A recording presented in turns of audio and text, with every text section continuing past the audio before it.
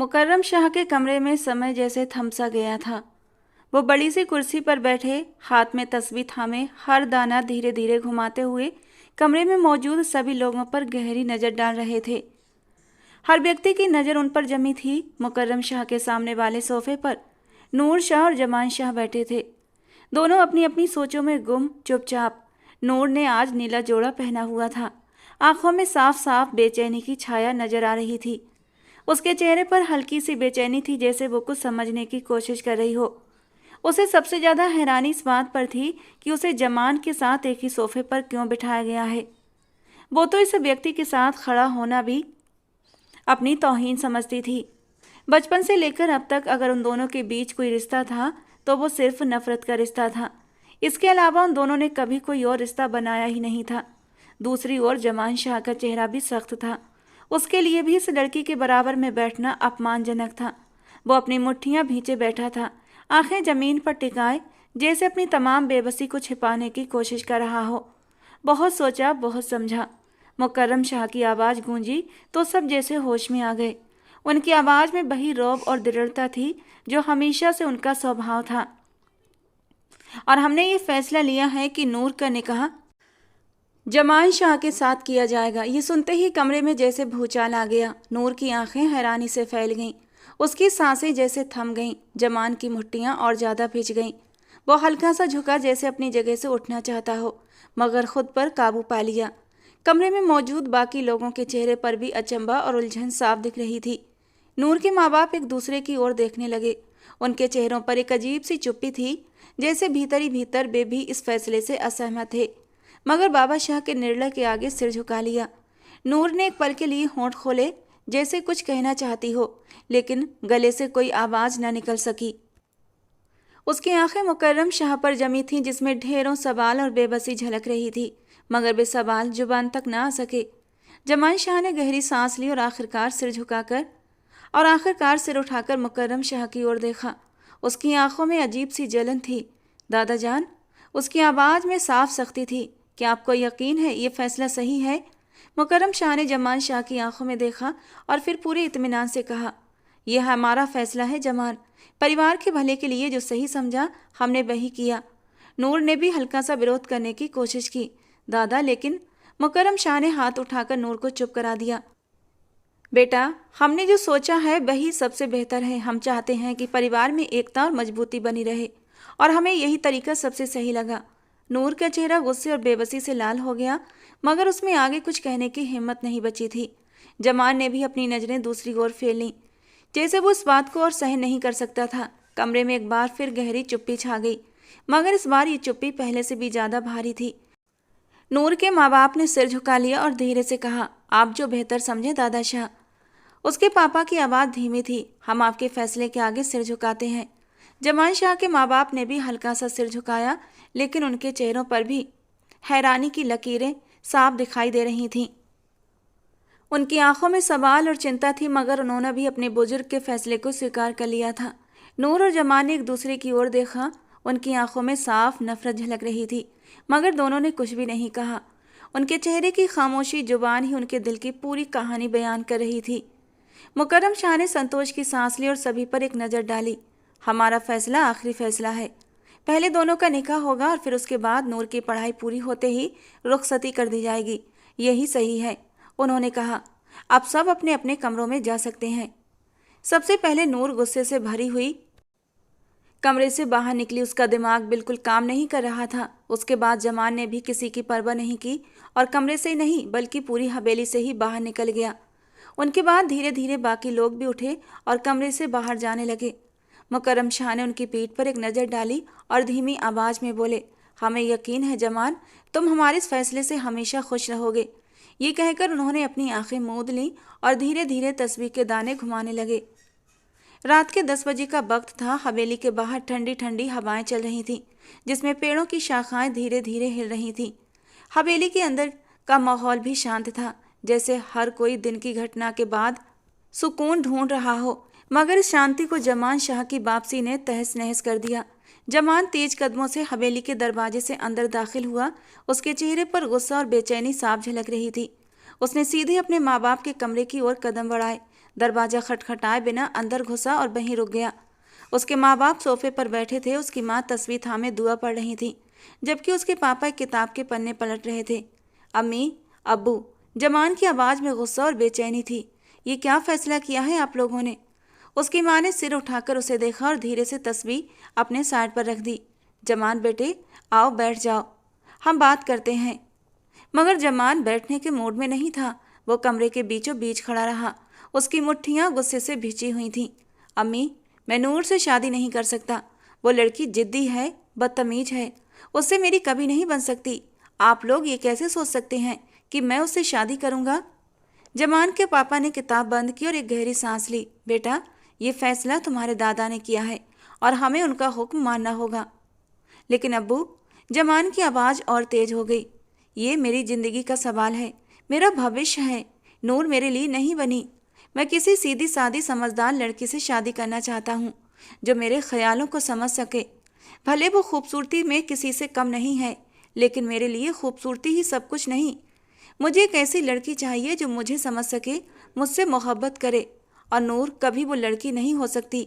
उसकी जिद, उसका घमंड और उसकी बेबाकियाँ सब आप लोगों की नज़रों के सामने हैं। उसके बाद भी आप लोग इस फैसले से कैसे सहमत हो गए? उसकी माँ ने हल्की सी मुस्कान के साथ कहा, बेटा, कभी कभी हमें अपने बुजुर्गों की बात को मानना पड़ता है। आपके दादा शाह ने जो भी फैसला किया है वो परिवार की भलाई के लिए ही किया है। जमान ने अपने माँ बाप की ओर अविश्वास से देखा। आप लोग समझ क्यों नहीं रहे? ये मेरी पूरी जिंदगी का सवाल है। नूर और मैं एक दूसरे के साथ कभी भी खुश नहीं रह सकते। एक दूसरे से हम लोग नफरत करते हैं। उसके और मेरे विचारों में जमीन आसमान का अंतर है। ये निकाह कैसे कामयाब हो सकता है? उसके पापा ने गंभीरता से जवाब दिया, जमान, अगर तुमने ये निकाह ना किया तो तुम्हें जायदाद से निकाल दिया जाएगा। दादा शाह की ये बात साफ है। वो परिवार की एकता के लिए ये सब कर रहे हैं। जमान ने निराशा में सिर झटका। क्या जायदाद ही सब कुछ है? क्या मेरी खुशी, मेरी जिंदगी की कोई अहमियत नहीं? उसकी माँ ने नरम लहजे में कहा, बेटा, ये सब तुम दोनों की भलाई के लिए ही है। वक्त के साथ साथ सब कुछ ठीक हो जाएगा। जमान ने कमरे में इधर उधर टहलना शुरू कर दिया। उसकी सांसें गुस्से के मारे तेज हो रही थीं। आप लोग समझने की कोशिश क्यों नहीं कर रहे? नूर मेरे लिए कभी भी सही नहीं हो सकती। वो मुझे कभी नहीं समझेगी और मैं उसे। ये निकाह बस एक ज़बरदस्ती का रिश्ता होगा जिसमें न प्यार होगा और न सुकून। उसके पापा ने गंभीरता से कहा, जमान, जिंदगी में कई बार हमें अपनी इच्छाओं से समझौता करना पड़ता है। ये परिवार की बात है और हमें परिवार की भलाई के लिए कुछ कुर्बानियां देनी पड़ती हैं। जमान ने थकी हुई सांस ली और एक पल के लिए चुप हो गया। उसकी आंखों के सामने जिद्दी, मगरूर, नकचड़ी नूर का चेहरा घूम गया और उसका ख्याल आते ही उसका गला तक कड़वा हो गया। जिस लड़की को एक निगाह देखना भी उसे गवारा न था, पूरी जिंदगी के लिए उसे अपना कैसे बना सकता था? फिर उसने आखिरी कोशिश की, अब्बू, अम्मी, कम से कम एक बार दादा से बात तो करें।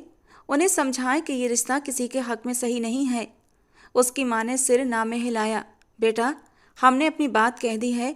अब फैसला आपके दादा शाह का है और हम उनके हुक्म के खिलाफ नहीं जा सकते। जमान ने हार मानते हुए सिर झुका लिया। ठीक है, अगर आप लोग यही चाहते हैं तो फिर मैं कुछ नहीं कर सकता। लेकिन याद रखिए, इस रिश्ते में आगे कभी खुशी नहीं होगी और आगे चलकर ये रिश्ता कितना कामयाब होगा, मैं इस बात की कोई गारंटी नहीं दे सकता। आगे जो कुछ भी होगा जिम्मेदार सिर्फ और सिर्फ आप लोग होंगे। ये कहकर वो कमरे से बाहर चला गया। उसके कदमों की आहट पूरे कमरे में गूंज रही थी। उसके माँ बाप ने एक दूसरे की ओर देखा। उनके चेहरों पर चिंता थी, मगर वे अपने बाप के फैसले के सामने कुछ कहने से लाचार थे। दूसरी ओर पूरा दिन वो गुस्से से भरी रही और अब नूर का कमरा एक युद्ध के मैदान के जैसा लग रहा था। अलमारी के दरवाजे खुले हुए थे, कपड़े जमीन पर बिखरे पड़े थे और मेज पर रखी किताबें फर्श पर गिरी पड़ी थीं। नूर बिस्तर के पास खड़ी थी। उसके बाल बिखरे हुए थे, जबकि चेहरा गुस्से के मारे लाल हो रहा था। आंखों में आंसुओं का सैलाब उमड़ रहा था। सांसें तेज चल रही थीं और गुस्से में उसने एक गुलदस्ता उठाकर जमीन पर दे मारा। कांच के टुकड़े कमरे में बिखर गए। नूर की अम्मी दरवाजे पर खड़ी, जो ये सब कुछ देख रही थी, उनके चेहरे पर हैरानी और गुस्से के मिले जुले भाव थे। उन्होंने कई बार नूर को समझाने की कोशिश की, मगर नूर की जिद और बेकाबू गुस्से के आगे उनकी बात का कोई असर न हुआ। आखिरकार उनकी अम्मी ने एक कदम आगे बढ़ाया, नूर के करीब आई और एक जोरदार थप्पड़ उसके गाल पर जड़ दिया। नूर एकदम सन्न रह गई। उसने अविश्वास से अपनी माँ की ओर देखा। आंखों में आंसू थम गए, चेहरे पर दर्द और हैरानी की लहर दौड़ गई। अम्मी, आपने मुझे मारा? नूर की आवाज़ कांप रही थी, जबकि उसकी माँ ने सख्त अंदाज में जवाब दिया, हाँ मारा, क्योंकि तुम हद से बाहर जा रही हो। नूर, ये क्या तरीका है? और ये कमरा देखो, ये सब क्या है? और आखिर इतना अग्रेसिव होने की क्या ज़रूरत है? नूर ने कुछ कहने की कोशिश की, मगर उसकी अम्मी ने उसे चुप करा दिया। बस नूर, एक शब्द भी नहीं बोलोगी। जितना ड्रामा तुमने करना था कर लिया है, लेकिन एक बात कान खोलकर सुन लो, तुम्हारा निकाह सिर्फ और सिर्फ जमान शाह से ही होगा। जो तुम्हारे दादा शाह फैसला कर चुके हैं वो पत्थर की लकीर है। अब सोचना भी मत, ये फैसला बदल सकता है। ये कहकर वो कमरे से बाहर चली गई थी, जबकि नूर ने गुस्से के मारे एक और गुलदान उठाकर दीवार पर मारने की सोची, लेकिन अगले ही पल गुस्से के घूंट पीते हुए उसने गुलदान वापस टेबल पर रख दिया, क्योंकि उसे दोबारा अपनी माँ से थप्पड़ नहीं खाना था। निकाह का दिन। हवेली के विशाल आंगन में एक बड़ा शामियाना लगाया गया था, जहाँ पूरे परिवार के सदस्य इकट्ठा थे। चारों ओर रौनक लगी थी, खुशबू फैली हुई थी और लोग एक दूसरे को मुबारकबाद दे रहे थे। लेकिन इस खुशी के माहौल में दो चेहरे ऐसे भी थे जो इस जश्न से बिल्कुल अलग लग रहे थे, नूर और जमान। नूर का दिल अंदर से टूट चुका था। वो लाल शादी के जोड़े में सिर झुकाए बैठी थी, लेकिन उसके मन में तूफान उमड़ रहा था। मैंने हमेशा अपनी ज़िंदगी अपनी मर्जी से जी है, किसी की कैद में नहीं रही, और अब मुझे ऐसे इंसान से बांधा जा रहा है जो मेरी सोच, मेरी आज़ादी को समझने के बजाय मुझसे नफरत करता है। जमान दूसरी ओर खड़ा था, सफ़ेद शेरवानी में सजा हुआ, लेकिन उसका चेहरा सख्त था। उसकी आंखों में दर्द की परछाइयाँ साफ दिख रही थीं। ये कैसा खेल है? जमान ने खुद से कहा। एक ऐसी लड़की से निकाह जो खुदगर्ज है, जो अपनी मर्जी की ज़िंदगी जीती है, जिसे परिवार की इज्जत और रिवाजों की कोई परवाह नहीं। ये कैसा रिश्ता है और कैसे चलेगा? न नूर ने जमान को देखा, न जमान ने नूर को। दोनों के दिलों में एक दूसरे के लिए नफरत भरी पड़ी थी और दोनों ही इस निकाह को कैद समझ रहे थे। मगर मुकर्रम शाह का फैसला अटल था। उन्होंने किसी की कोई बात नहीं सुनी और परिवार की इज्जत और एकता के नाम पर इस निकाह का हुक्म दे दिया। निकाह पढ़ने वाले मौलवी साहब ने निकाह के बोल पढ़ने शुरू किए। नूर का दिल तेजी से धड़कने लगा। क्या ये कोई सपना है? उसने मन ही मन सोचा। शायद एक डरावना सपना जिससे न जाने मैं कब जागूंगी। जमान ने भी अपने मन में सोचा, ये निकाह सिर्फ जबरदस्ती का एक बंधन है, मैं इसे कभी स्वीकार नहीं करूंगा। नूर जैसी लड़की मेरे लिए नहीं बनी, उसे अपनी आज़ादी प्यारी है और मैं ऐसी आज़ादी के खिलाफ हूँ जो परिवार की इज्जत को दांव पर लगा दे। कबूल है, नूर ने बेदिली से कहा। उसकी आवाज़ में दुख और बेबसी थी। कबूल है, जमान ने भी ठंडे लहजे में कहा, जैसे ये शब्द उसके गले से मुश्किल से निकले हों। निकाह पूरा हो चुका था, लेकिन इस रिश्ते में ना मोहब्बत थी ना खुशी। नूर और जमान दोनों के दिलों में बस एक ही इरादा था, एक दूसरे की ज़िंदगी को जहन्नुम बना देने का। नूर ने खुद से वादा किया, मैं अपनी ज़िंदगी अपनी मर्जी से जीऊँगी, जमान की कोई बात, कोई हुक्म नहीं मानूंगी। वो मुझे रोकने की कोशिश करेगा, लेकिन मैं उसे दिखाऊंगी कि मैं किसी की बंदिश बर्दाश्त नहीं करती। और जमान ने भी ठान लिया, मैं उसे दिखाऊंगा कि आज़ादी की भी एक हद होती है। मैं उसकी जिद और खुदसरी को बर्दाश्त नहीं करूंगा। उसे मेरी बात माननी होगी, वरना ये रिश्ता कभी नहीं चलेगा। निकाह के बाद जब नूर और जमान आमने सामने आए तो उनकी निगाहें मिली, मगर उनमें मोहब्बत या अपनापन नहीं, बल्कि नफरत और जिद की झलक थी। दोनों के चेहरे पर एक अजीब सा सुकून था, लेकिन दिलों में तूफान मच रहा था। हवेली में चारों तरफ खुशियों की गूंज थी, लेकिन नूर और जमान के दिलों में सिर्फ दुख, नफरत और एक दूसरे की जिंदगी बर्बाद करने के इरादे। जो दीवार उनके बीच खड़ी हो चुकी थी, शायद वो कभी न गिरती। निकाह के बाद जमान सब कुछ छोड़कर हवेली से निकल गया और अपने फार्म हाउस चला गया। उसका दिमाग इस वक्त बिल्कुल भी ठिकाने पर नहीं था। जिस लड़की से उसने सारी जिंदगी नफरत की, वो अब उसकी बीवी बन चुकी थी। ये बात उसे हजम नहीं हो रही थी। वो अभी लौटने का इरादा नहीं रखता था, मगर माँ की लगातार आती कॉल से परेशान होकर पिछली रात ही वापस लौट आया था। जबकि अपने कमरे में आकर नूर ने ज्वेलरी को उतारकर फेंकना शुरू कर दिया था। उसने मन में पक्का इरादा बना लिया था, इस रिश्ते को कैसे ख़त्म करना है। अभी सिर्फ निकाह हुआ था, विदाई नहीं हुई थी। हवेली में सुबह का वक्त था, हल्की धूप आंगन में बिखर रही थी। नूर अपने कमरे से बाहर आई, नीली जीन्स जो टखनों से ऊपर आ रही थी, सफ़ेद ढीली ढाली शॉर्ट शर्ट पहने जो इतनी ट्रांसपेरेंट थी कि उसके ब्लैक इनर बियर साफ दिखाई दे रहे थे। कंधे पर बैग डाले, खुले बालों के साथ और चेहरे पर ताजगी लिए। आज उसने जानबूझकर इस टाइप के कपड़े पहने थे। शॉर्ट कपड़े तो पहले भी पहनती थी, लेकिन आज कुछ ज़्यादा ही बोल्ड अंदाज में तैयार हुई थी, वो भी जमान को चिढ़ाने के लिए। उसके कदमों की आहट हल्की थी, जैसे उसे जल्दी हो।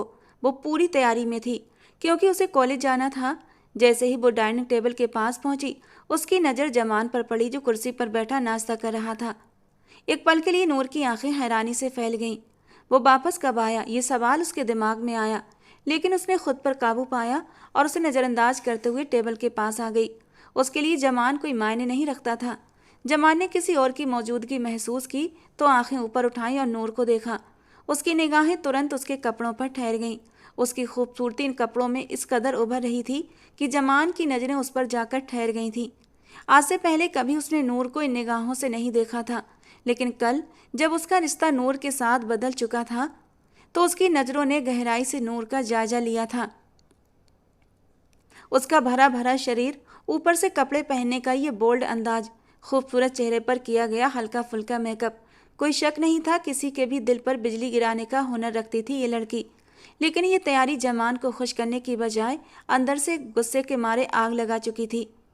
वो गुस्से से खौल कर रह गया था। उसने कुर्सी से टेक लगाई और ठंडे लहजे में पूछा, कहाँ जा रही हो? नूर ने कुर्सी खींचकर बैठते हुए कहा, कॉलेज। जमान की आंखों में अचानक गुस्से की लपटें उठीं। कॉलेज? तुम्हें वहाँ जाने की कोई ज़रूरत नहीं। नूर ने चम्मच उठाकर प्लेट में रखा और जमान की तरफ देखा। मुझे अपनी पढ़ाई पूरी करनी है और इसके लिए मेरा कॉलेज जाना ज़रूरी है, और मैंने आपसे इजाज़त नहीं मांगी जो आप मुझे बता रहे हैं कि मुझे क्या करना चाहिए और क्या नहीं। जमान ने अपनी कुर्सी सीधी की और सख्त लहजे में कहा, ये कपड़े पहनकर कॉलेज जाओगी? उसका लहजा बेहद सर्द था। लड़कियों की इज्जत छुप कर रहने में होती है, ना कि यूं सरेआम नुमाइश करने में। अगर जाना ही है तो ढंग के कपड़े पहनकर जाओ, वरना मैं तुम्हें हवेली की चौखट पार नहीं करने दूंगा। वो हक जताते हुए बोला। नूर की आंखों में गुस्से की चमक आ गई थी। ये मेरी ज़िंदगी है और मैं क्या पहनूंगी ये मेरा फैसला होगा। तुम्हें ये हक नहीं कि मेरे कपड़ों पर ऐतराज़ करो। जमान ने सख्त लहजे में कहा, ये निकाह एक ज़बरदस्ती का रिश्ता है, लेकिन इसका मतलब ये नहीं कि तुम अपनी मनमानी करो। मैं तुम्हें इस तरह बाहर नहीं जाने दूंगा। नूर ने कुर्सी से उठते हुए कहा, मुझे किसी की इजाज़त की ज़रूरत नहीं है। मैं अपनी मर्जी की मालिक हूँ और तुम मेरे रास्ते में रुकावट नहीं बन सकते। जमान ने तंज भरी मुस्कान के साथ कहा, अपनी मर्जी की मालिक? तुम्हें ये समझना होगा कि इस घर के कुछ उसूल हैं और मैं नहीं चाहता कि मेरी बीवी यूं बेपर्दा और आज़ादी से घूमे। नूर की माँ जो किचन से बाहर आ रही थी, उन दोनों की कड़वी बहस सुनकर रुक गईं। उन्होंने नूर से कहा, नूर, आज कॉलेज मत जाओ। जमान की बात मानो, आखिर को अब वो तुम्हारा शौहर है। और फिर तुम्हें खुद ही कॉलेज नहीं जाना चाहिए। आज तुम्हारे निकाह का दूसरा ही तो दिन है। बेटा, आज कॉलेज से छुट्टी ले लो। नूर ने बेयकीनी से अपनी माँ की ओर देखा। अम्मी, आप भी? मैं अपनी पढ़ाई छोड़ दूं क्या? ये मेरा हक है। जबकि उसकी माँ ने नरमी से कहा, बेटा, मैं ये नहीं कह रही कि तुम अपनी पढ़ाई छोड़ दो, कल चली जाना, लेकिन ढंग के कपड़े पहनकर। और जमान बिल्कुल सही कह रहा है, हमें परिवार की इज्जत का ख्याल रखना चाहिए। अब तुम इस परिवार की बेटी ही नहीं बल्कि बहू भी हो, तुम्हें हर बात का ख्याल रखना होगा। नूर ने अपनी माँ की बातों पर मायूसी से सिर झटका। उसने जमान की ओर देखा, जो विजयी मुस्कान के साथ खड़ा था। उसका दिल गुस्से से भर गया, लेकिन उसने कुछ नहीं कहा। उसने बैग उतारा और चुपचाप अपने कमरे की तरफ बढ़ गई। जमान ने एक सुकून भरी नज़र नूर पर डाली थी और फिर नाश्ते की तरफ मुतवज्जो हो गया, लेकिन अब उसका ध्यान नाश्ते पर नहीं लग रहा था। उसका मन बार बार नूर के खूबसूरत वजूद में अटक रहा था। आज से पहले कभी उसने नूर की तरफ इतनी ध्यान से गौर नहीं किया था, लेकिन आज उसकी खूबसूरती में कुछ ऐसा जादू था कि जमान उसमें बहक चुका था। शायद नेचुरल अट्रैक्शन था जो मर्द को औरत की तरफ खींचता है, लेकिन वो नूर की तरफ अट्रैक्ट नहीं होना चाहता था। वो उसे अपने लेवल की लड़की समझता ही नहीं था, उसे गिरी हुई नज़रों से देखता था। लेकिन चाहने के बावजूद भी वो उसकी खूबसूरती से नज़र नहीं चुरा पा रहा था। शायद ये इस रिश्ते का असर था जो दोनों के बीच बन चुका था। जैसे तैसे उसने खुद पर काबू पाया था और फिर नाश्ता छोड़कर अपने कमरे में चला गया। जर्निश बेगम ने गहरी सांस ली और किचन की तरफ वापस चली गई, जबकि नूर अपने कमरे में जाकर बिस्तर पर बैठ गई। उसकी आंखों में आंसू थे, मगर वो खुद को मजबूत दिखाने की कोशिश कर रही थी। उसका दिल बहुत बुरी तरह टूट चुका था, लेकिन दिमाग किसी कीमत पर भी काबू में नहीं आ रहा था। वो अपने कमरे में बेचैनी से टहल रही थी। उसके दिल में गुस्सा उबाल खा रहा था। जमान की बातें और उसके रवैये ने उसे अंदर से हिलाकर रख दिया था। आखिरकार वो गुस्से से उठी और जमान के कमरे की तरफ चल दी। उसका इरादा साफ था, वो जमान को उसकी औकात याद दिलाना चाहती थी। उसे ये बताना चाहती थी कि वो उसकी नज़र में कोई अहमियत नहीं रखता। नूर ने बिना दस्तक दिए कमरे का दरवाज़ा जोर से खोला। जमान कमरे में बैठा कुछ कागजात देख रहा था। नूर की अचानक आमद पर उसने सिर उठाया। वो अब भी उन्हीं कपड़ों में थी, मगर उसके चेहरे पर किसी हैरानी का असर नहीं था। वो अपनी जगह पर पुरसुकून बैठा रहा, जैसे नूर की ये हरकत उसके लिए मामूली बात हो। ये क्या बदतमीजी थी, नूर ने तल्ख लहजे में कहा। तुम खुद को आखिर समझते क्या हो? तुम्हारे ख्याल में तुम मुझे रोक सकते हो, मेरी ज़िंदगी में दखल दे सकते हो? तुम मेरे लिए कुछ भी नहीं हो, समझे जमान शाह। जमान ने कागजात मेज पर रखे और नूर की तरफ ठंडी नज़रों से देखा। यही बात करने आई हो तो सुन लो। तुम्हारी ज़िंदगी में मुझे कोई दिलचस्पी नहीं है नूर, मगर इस घर में जो उसूल हैं वो तुम्हें मानने होंगे, और अब तुम मेरे निकाह में हो, इसलिए मैं ये बेहुदा लिबास बर्दाश्त नहीं करूँगा। वो उसके कपड़ों पर तंज कसते हुए बोला। नूर ने तंजिया हंसी के साथ कहा, उसूल? तुम्हारे उसूल? ये सब फिजूल हैं। तुम्हारी सोच इतनी छोटी है कि तुम लड़कियों की आज़ादी बर्दाश्त कर ही नहीं सकते। तुम्हें लगता है कि मैं तुम्हारे कहने पर अपनी ज़िंदगी अपनी मर्जी से जीना छोड़ दूंगी। जमान ने ठंडे लहजे में कहा। नूर, तुम जो कुछ भी कह रही हो मुझे उस बात की कोई भी परवाह नहीं है, मगर ये याद रखो कि इस घर की इज्जत मेरे हाथ में है, और मैं ये बिल्कुल भी बर्दाश्त नहीं करूँगा कि कोई इस इज्जत को नुकसान पहुँचाए। नूर ने गुस्से से तमतमाते हुए कहा। इज्जत? तुम्हारी इज्जत? तुम्हारे ख्याल में तुम मुझे रोक सकते हो? तुम मेरे लिए कुछ भी नहीं हो, और तुम्हारी बातों की मेरे लिए कोई अहमियत नहीं। जमान ने कुर्सी से उठकर उसकी तरफ कदम बढ़ाए। वो ठीक उसके सामने जाकर खड़ा हुआ, जबकि जमान को अपने इतने करीब पाकर वो एक पल के लिए घबरा गई थी और फिर एक कदम पीछे हटी। लेकिन जमान 2 कदम आगे बढ़ा, और आगे बढ़कर उसने नूर की कमर में हाथ डालते हुए उसे अपने करीब खींचा था, और झटके से नूर की नरम नाजुक धड़कनें जमान के चौड़े सीने से जा टकराईं। उन धड़कनों की नरम नाजुकी को महसूस करते ही जमान की रग रग में शरारे से दौड़ने लगे थे। निकाह के बाद वो उसके लिए जायज़ हो गई थी, उस पर वो हक रखता था, और यह एहसास ही काफ़ी था कि वो उसकी बीवी थी। जज्बात की शिद्दत से उसका दिल मचल उठा था, लेकिन फ़िलहाल अभी वो कोई शरारत करने के मूड में नहीं था, इसलिए गहरी सांस लेते हुए उसने खुद को रिलैक्स किया। बहुत शौक़ है तुम्हें अपनी नुमाइश करने का, तो मेरे सामने करो, क्योंकि मैं तुम्हारा शौहर हूँ। तुम मेरे सामने जैसे चाहे वैसे कपड़े पहन सकती हो, बल्कि कहो तो मैं खुद तुम्हें बहुत ही खूबसूरत और सेक्सी ड्रेस लाकर दे सकता हूँ, जो तुम बंद कमरे में मेरे सामने पहनकर मुझे दिखा सकती हो। लेकिन अगर मेरे अलावा कहीं बाहर पहनकर जाने की ज़रूरत की तो उसका अंजाम बहुत बुरा होगा। एक हाथ उसकी कमर में डाले और एक हाथ से वो उसके चेहरे पर आए बालों की लटों को उसके कानों के पीछे कर रहा था, और फिर गालों से होते हुए उसके हाथ नीचे गर्दन की तरफ सरकने लगे थे। एक पल के लिए नूर की सांसें भी तेज हुई थीं। जमाल शाह ने धीरे धीरे उसकी नर्म नाजुक गर्दन को छूते हुए एक झटके से उसके गले के खुले बटन को बंद कर दिया था। तुम्हारी खूबसूरती पर सिर्फ मेरा हक है, इसलिए इसे सिर्फ और सिर्फ मेरे लिए बचा कर रखो। उसकी आंखों में गुस्से की आंच सी जल रही थी, जबकि नूर ने गुस्से से जमान को धक्का दिया। तुम्हारी इतनी औकात नहीं कि तुम खुद को मेरा शौहर कह सको। ये निकाह सिर्फ दादा जान के हुक्म पर हुआ है, मैं तुम्हें अपना शौहर नहीं मानती। जबकि उसकी इस बात पर जमान एक जोरदार कहकहा लगाकर हंस पड़ा था, और उसके हंसने पर नूर ने उसे हैरानी से देखा। अगले ही पल वो अपनी हंसी रोक कर दोबारा उसके सामने आकर खड़ा हुआ था और उसे कंधों से पकड़कर आंच देती निगाहों से उसे झुलसाने लगा। नूर, अपनी जबान संभाल कर बात करो। मैं तुम्हें कुछ नहीं कह रहा तो इसका मतलब ये नहीं तुम अपनी औकात भूल जाओ। तुम यहाँ आकर मुझसे बदतमीजी करने का कोई हक नहीं रखती। अगर निकाह से इतना ही मसला था तो दादा को मना कर देती। हाँ कहकर अच्छा बनने का नाटक क्यों किया? और ये औकात औकात की बात मत करो। तुम भी मेरे लिए कोई अहमियत नहीं रखती। यहाँ की नौकरानी के लिए भी मेरी नज़र में कुछ सम्मान होगा, मगर तुम्हारा तो वो भी नहीं है। लेकिन फ़िलहाल अब तो मेरी बीवी बना दी गई हो तो तुम्हारी इज्जत को सेफ रखना मेरी मजबूरी है। नूर की आंखें हैरानी और गुस्से से भर गईं। नौकरानी? तुम मुझे नौकरानी से भी कम समझते हो? हाँ, क्योंकि तुम्हारे रवैये में वो शालीनता और सम्मान नहीं जो यहाँ की नौकरानियों में है। तुम खुद को बहुत समझदार समझती हो, जो तुम हो नहीं हो, और तुम्हारी ये जिद और ये अकड़ तुम्हें कहीं और ले जाएगी। अगर तुमने अपने कदम नहीं रोके तो तुम अपने साथ साथ परिवार की इज्जत को भी मिट्टी में मिलाकर रख दोगी। नूर का चेहरा गुस्से से लाल हो गया। तुम्हारी हिम्मत कैसे हुई मुझे ये सब कहने की? जमान ने दरवाजे की तरफ इशारा करते हुए कहा, यहाँ से निकल जाओ नूर, और आगे से मेरे कमरे में बिना इजाज़त लिए मत आना। मैं एक जवान मर्द हूँ, जज्बातों से भरा दिल रखता हूँ।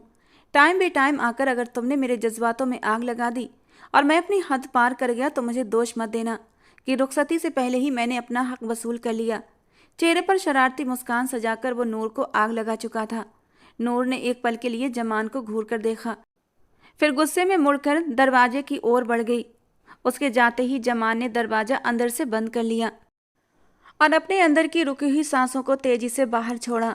कुछ देर पहले जो उसने नूर के नरम एहसास को महसूस किया था, वो एहसास उसके दिल की धड़कनों को बढ़ा चुका था। वो आशिक मिजाज हरगिज न था और ना ही लड़कियां उसकी कमजोरी रही थीं, लेकिन कुछ तो था जो उसका मन नूर की संगत के लिए मचलने लगा था। लेकिन क्यों, वो नहीं जानता था।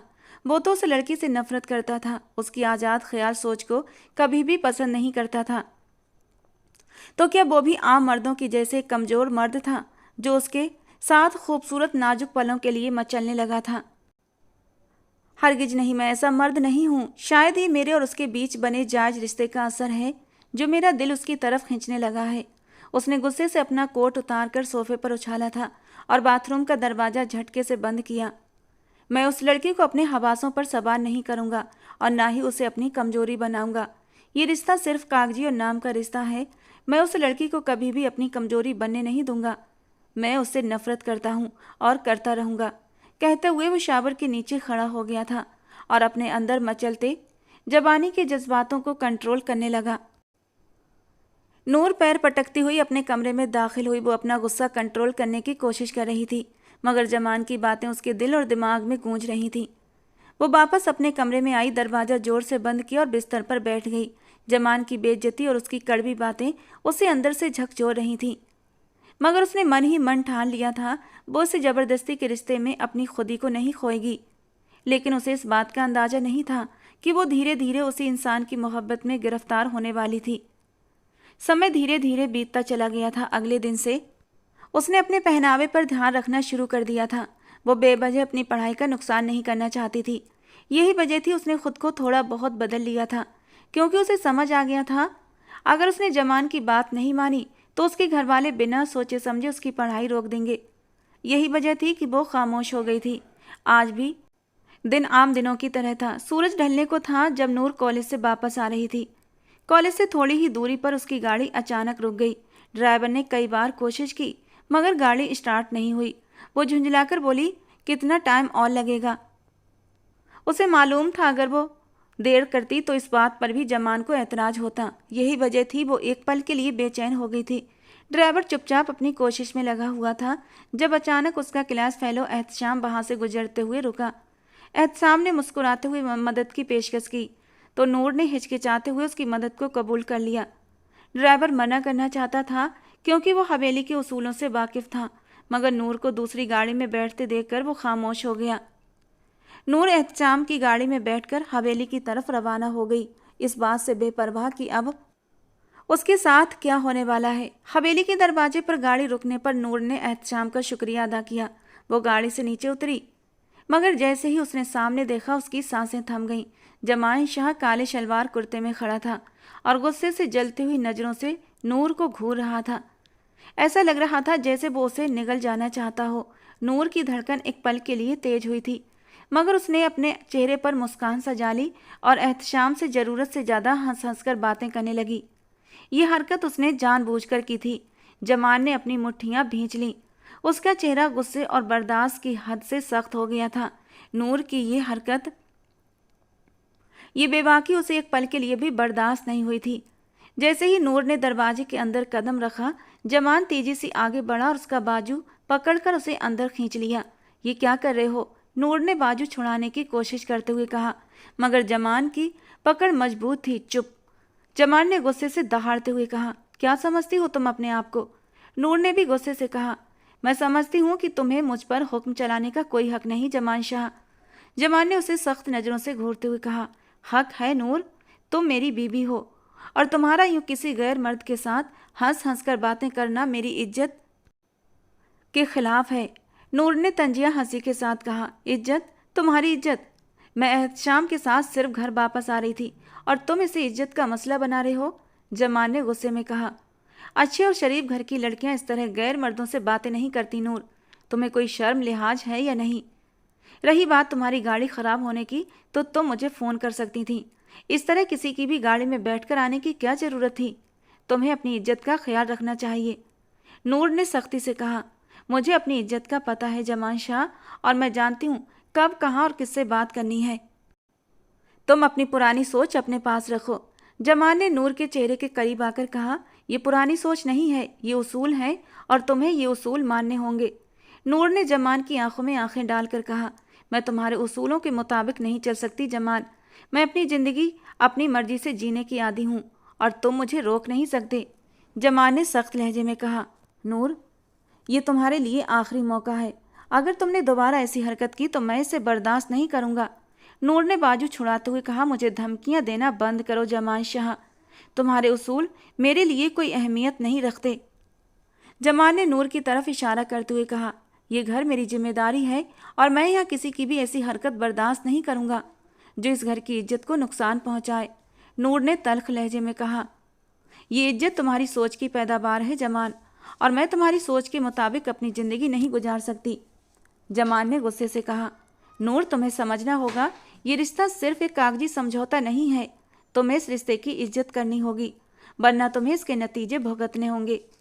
लेकिन नूर ने उसे नज़रअंदाज किया और गुस्से से पैर पटकती हुई अपने कमरे में चली गई। जमान गुस्से से भरा हुआ अपनी माँ के कमरे की ओर बढ़ गया। उसके कदमों की आवाज़ से ही अंदाजा हो रहा था वो कितना गुस्से में है। दरवाज़ा जोर से खोलकर वो अंदर दाखिल हुआ। उसकी माँ सोफे पर बैठी कुछ पढ़ रही थी, मगर जमान के अंदाज से घबराकर उन्होंने किताब बंद कर दी और उसकी तरफ देखा। अम्मी, जमान ने गुस्से से कहा, बहुत शौक था ना आपको मेरी शादी करवाने का, वो भी एक ऐसी लड़की से जो खुदसर और जिद्दी है। अब देख लिया नतीजा। उस लड़की ने मुझे एकदम पागल कर दिया है। न उसे हवेली की इज्जत की परवाह है और न वो मेरी बात मानती है, उसकी माँ ने ठंडे लहजे में कहा। जमान बेटा, ये कैसी बातें कर रहे हो? नूर अभी नई है इस रिश्ते में, उसे सब समझने में थोड़ा सा वक्त लगेगा। वक्त? जमान ने कड़वी हंसी के साथ कहा। कितना वक्त चाहिए होगा उसे? वो बचपन से इसी घर में रहती आई है, उसे हवेली के उसूलों का पता होना चाहिए। और फिर जब से निकाह हुआ है उसने मुझे एक लम्हा भी सुकून का नहीं दिया। उसकी हर हरकत मेरी बर्दाश्त से बाहर हो चुकी है, उसकी माँ ने नरम लहजे में कहा। बेटा, रिश्तों में बर्दाश्त और समझौते की ज़रूरत होती है, तुम्हें थोड़ा सब्र से काम लेना होगा। सब्र? जमान ने तंज भरे अंदाज में कहा।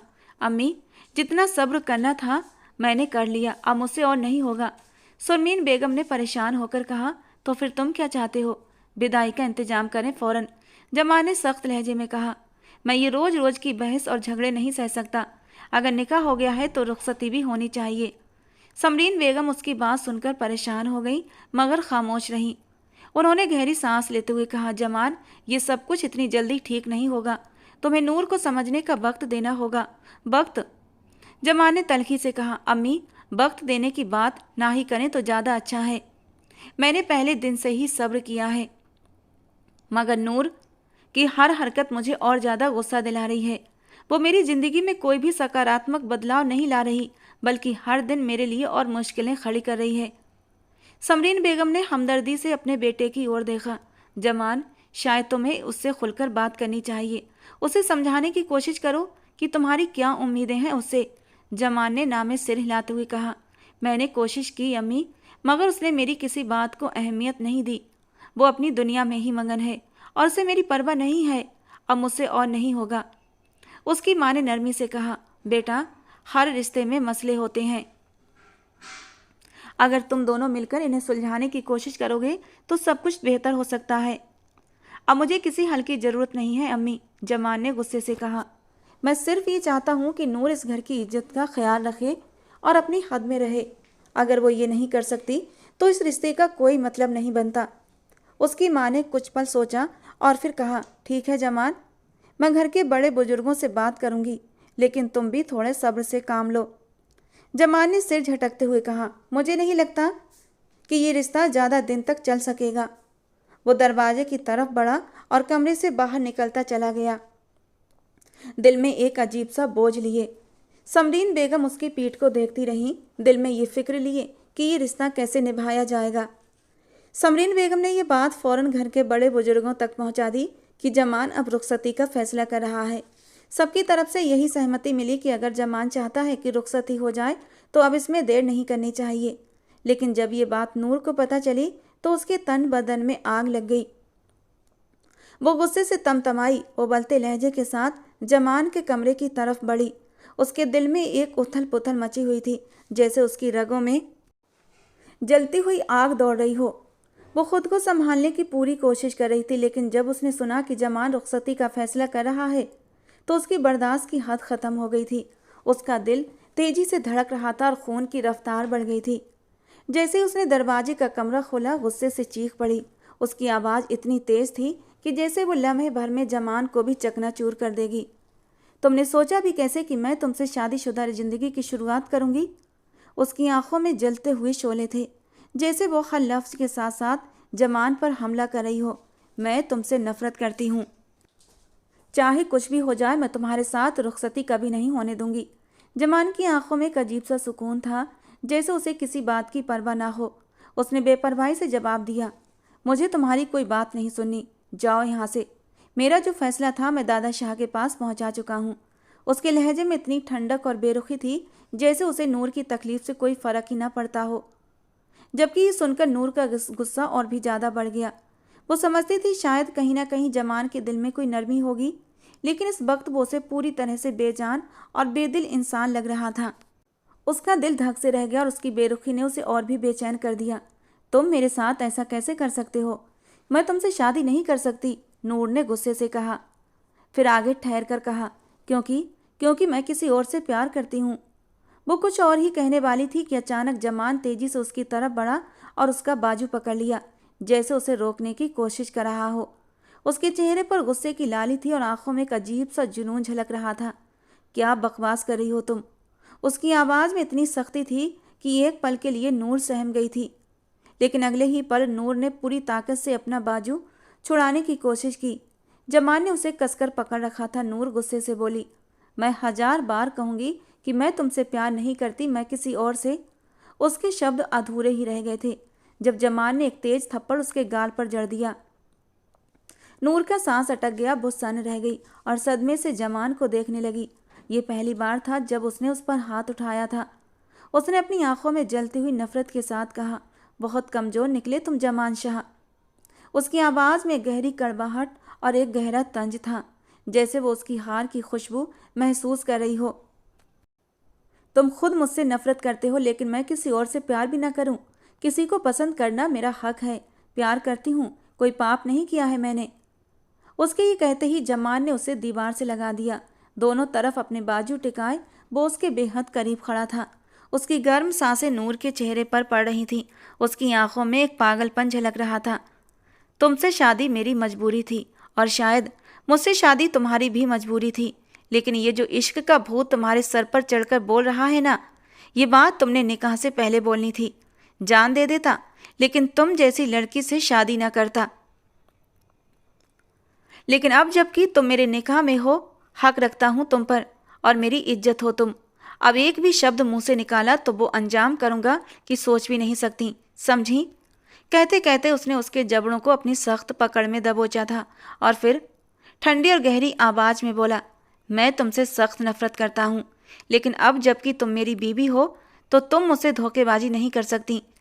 अगर तुम्हारी जुबान से किसी और का नाम भी निकला तो विदाई का इंतजार नहीं करूँगा। अभी इसी वक्त अपना हक वसूल करके तुम्हें अच्छे से जता दूंगा कि तुम अब किसी की बीवी हो, किसी की इज्जत हो। कहते कहते उसने अपने होठों को उसके होठों पर रब किया था और नूर बुरी तरह कांपी थी। उसके लबों की नरमी को महसूस करते ही जमान का दिल बुरी तरह मचला, जबकि सांस तो नूर की भी तेज हुई थी। उसने खुमार भरी नज़रों से नूर के चेहरे को निहारा। चेहरे पर फैली शर्म की लाली उसकी नज़रों से छिपी न रह सकी। लरसती कांपती पलकें जमान के दिल की धड़कनों को और भी बढ़ा रही थीं। अपने होठों को आगे ले जाते हुए उसने उसकी पलकों को छू लिया था।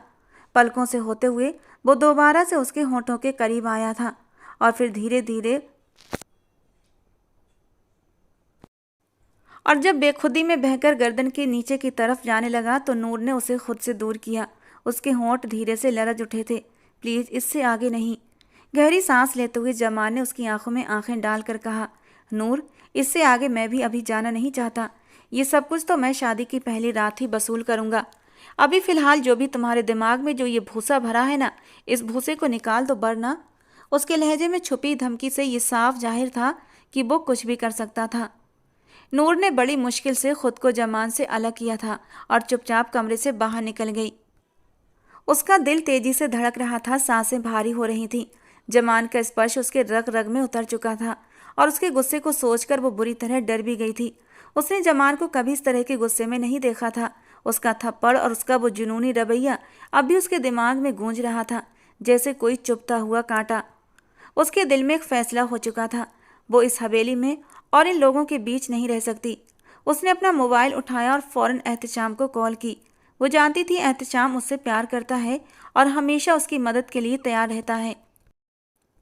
उसका दिल जोरों से धड़क रहा था, जैसे वो कोई बड़ा कदम उठाने जा रही हो, लेकिन उसे लग रहा था अब उसके पास कोई और रास्ता नहीं बचा।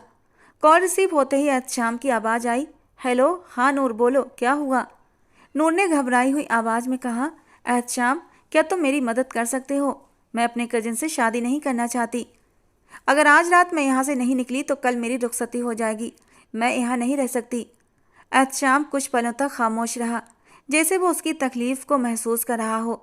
फिर उसने गहरी सांस लेते हुए कहा, ठीक है, तुम हवेली के पीछे आ जाना, मैं तुम्हें वहाँ से ले जाऊँगा। उसके बाद मैं तुम्हारी तलाक करवा कर तुम्हें उससे हमेशा के लिए आज़ाद करवा लूँगा और फिर बाद में हम दोनों शादी कर लेंगे। नूर की आंखों में एक चमक आ गई, जैसे उसके अंदर की बेचैनी थोड़ी कम हो गई हो। उसने जल्दी जल्दी अपना जरूरी सामान समेटा और हवेली के पीछे के दरवाजे पर जाकर खड़ी हो गई। उसे डर भी लग रहा था कि अगर जमान ने उसे देख लिया तो वो उसे जान से मार देगा। अब वो जमान के बदलते रंगों को बहुत अच्छे से पहचानने लगी थी। करीब आधे घंटे बाद एहतशाम अपनी गाड़ी लेकर वहां पहुंचा। नूर ने हालात की परवाह किए बिना उसकी गाड़ी में बैठते ही शहर की ओर रुख कर लिया। लेकिन वो मासूम लड़की ये नहीं जानती थी कि जिसे वो अपना हमदर्द समझ रही थी वही असल में सबसे बड़ा धोखेबाज था। वे अभी शहर के रास्ते में ही थे कि अचानक एहतशाम ने गाड़ी फार्म हाउस की ओर मोड़ ली। नूर एक पल के लिए चौंक गई, क्योंकि ये रास्ता सिद्रा के घर जाने वाला नहीं था। वो कुछ कहने ही वाली थी, लेकिन फिर सोचा शायद वो किसी दूसरे रास्ते से लेकर जा रहा होगा। लेकिन जब उसने देखा एहतशाम ने गाड़ी एक फार्म हाउस के सामने रोकी तो वो हैरान रह गई। उसने एक झटके से पूछा, ये कहाँ ले आए हो मुझे एहतशाम? नूर की आवाज़ में उलझन और घबराहट थी। वो बेचैनी से एहतशाम की तरफ देखते हुए बोली, मैंने कहा था ना मुझे सिद्रा के घर छोड़ दो। एहतशाम ने हल्की हंसी के साथ उसकी तरफ देखा, जैसे सब कुछ सामान्य हो। अरे क्यों, आओ आज हम दोनों साथ में थोड़ा वक्त बिताते हैं। उसकी आवाज़ में एक अजीब सा तंज था, जैसे वो अपनी समझ से सब कुछ ठीक कर रहा हो। नूर की आंखों में डर की एक लहर दौड़ी। वो तुरंत कहना चाहती थी कि वो यहाँ नहीं रुकना चाहती, मगर एहतशाम ने एक झटके से उसका हाथ पकड़ लिया और उसे जबरदस्ती गाड़ी से बाहर निकालने लगा। छोड़ो मुझे, नूर ने जोर से कहा, मगर एहतशाम की पकड़ मजबूत थी। वो उसकी कलाई कसकर पकड़े हुए फार्म हाउस के दरवाजे की तरफ ले जा रहा था। नूर की घबराहट और बेचैनी बढ़ चुकी थी, जैसे वो किसी अनजान और ख़तरनाक जगह पर आ गई हो। वो उसे पीछे धकेलने की कोशिश कर रही थी, मगर एहतशाम की पकड़ हर बार और भी ज़्यादा मजबूत होती जा रही थी। तुम क्या कर रहे हो एहतशाम? नूर की आवाज़ कांप रही थी। मुझे जाने दो, मैं सिद्रा के घर जाना चाहती हूँ, मुझे यहाँ नहीं रुकना। एहतशाम की आंखों में एक अजीब सी चमक उभरी थी और उसके चेहरे पर एक ठंडी मुस्कान थी, जैसे वो जो कर रहा था वही सही था। तुम्हें कहीं जाने की ज़रूरत नहीं है नूर, तुम्हारे लिए सब कुछ यहीं तो है। आज की रात ऐसी हसीन बनाऊंगा कि पूरी ज़िंदगी याद रखोगी। उसने कुटिलता से मुस्कुराते हुए कहा। नूर की हालत अब हद से ज़्यादा ख़राब हो रही थी। उसके कदम लड़खड़ा रहे थे और वो किसी भी तरह से खुद को छुड़ाने की कोशिश कर रही थी। उसके अंदर डर इतना बढ़ चुका था कि अब वो एहतशाम से और भी ज़्यादा घबराने लगी थी। वो किसी भी तरह खुद को छुड़ाकर भाग जाना चाहती थी, मगर उसकी पकड़ मजबूत थी कि वो चाह कर भी खुद को छुड़ा नहीं पा रही थी। एहतशाम उसे लिए हुए फार्म हाउस के अंदर एक कमरे में ले आया। अभी वो उस पर गलत हरकत करने ही वाला था, तभी नूर ने एक जोरदार थप्पड़ उसके मुंह पर जड़ दिया। खबरदार, खबरदार जो मेरे करीब आने की कोशिश की। मैं तो तुम्हें एक अच्छा इंसान समझती थी, मुझे लगा तुम मुझसे प्यार करते हो और मैं जमान की नफरत में तुम्हारे साथ चली आई, लेकिन शायद मैं बेवकूफ़ थी और आज इस बेवकूफ़ी की सज़ा मुझे इस कदर भयानक मिल रही है। कहते कहते उसने उसके मुंह पर थूक भी दिया था और शायद यही उसकी बर्बादी की शुरुआत थी। तुम्हारी इतनी हिम्मत! आज तुम्हें बताऊंगा मेरे साथ बदतमीजी करने की क्या सज़ा है। ये कहकर एहतशाम गुस्से से उसकी गर्दन की तरफ झुकने ही वाला था कि तभी कमरे का दरवाज़ा जोर की आवाज़ के साथ खुला था। नूर और एहतशाम दोनों ने चौंक कर दरवाजे की ओर देखा। वहाँ कोई और नहीं बल्कि जमान शाह खड़ा था। उसकी आंखों में गुस्से का एक तेज तूफान था जो किसी बुरे वक्त की दस्तक दे रहा था। चेहरा गुस्से से तमतमा रहा था और वो तेज कदमों से अंदर आया। एहतशाम! जवान की गुस्से से भरी आवाज़ कमरे में गूंज उठी। तुम्हें शर्म नहीं आती? ये क्या कर रहा था? एहतशाम, जो अब तक नूर को जबरदस्ती पकड़कर रखे हुए था, जमान की दहाड़ सुनकर कांप उठा। वो घबराकर नूर को छोड़कर पीछे हटा, मगर अगले ही पल जमान ने उसका हाथ पकड़कर उसे जमीन पर पटक दिया। हिम्मत कैसे हुई मेरी बीबी को हाथ लगाने की? मैं तेरी जान निकाल लूंगा। ये कहते ही उसने एहतशाम को जमीन पर गिरा दिया और उसे मारने लगा। उसके गुस्से की इस वक्त कोई हद नहीं थी। जिस पल नूर हवेली से बाहर निकली थी, उसी पल जमान के गार्ड्स ने उसे खबर दे दी थी और वो तुरंत अपनी गाड़ी लेकर उसके पीछे आ गया था।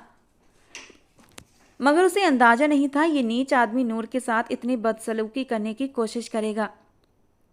जमान ने नूर की तरफ मुड़ते हुए उसे गले से लगा लिया।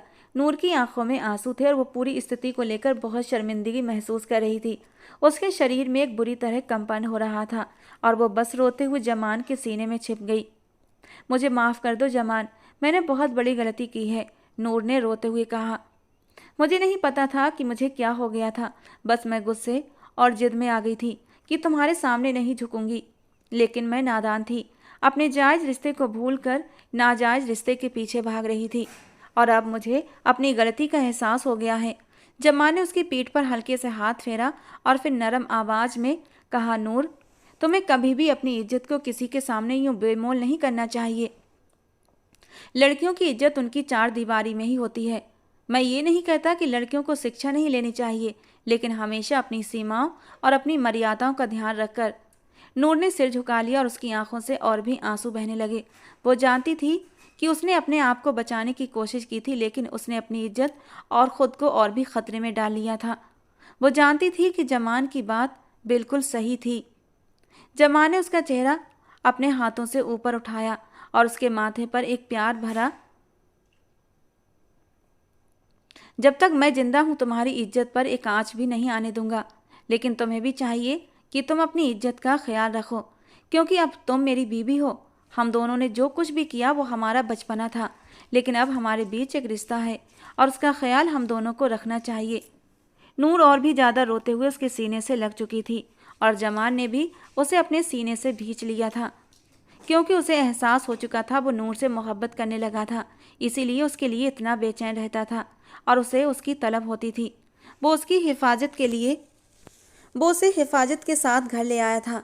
घर में सब लोगों ने उन्हें बाहर से आते देखा तो हैरान हुए थे, जबकि जमान ने सबको समझा दिया था कि वो उसे डिनर कराने के इरादे से बाहर लेकर गया था, क्योंकि उन दोनों की विदाई से पहले की रात थी और वो लोग उसे यादगार बनाना चाहते थे।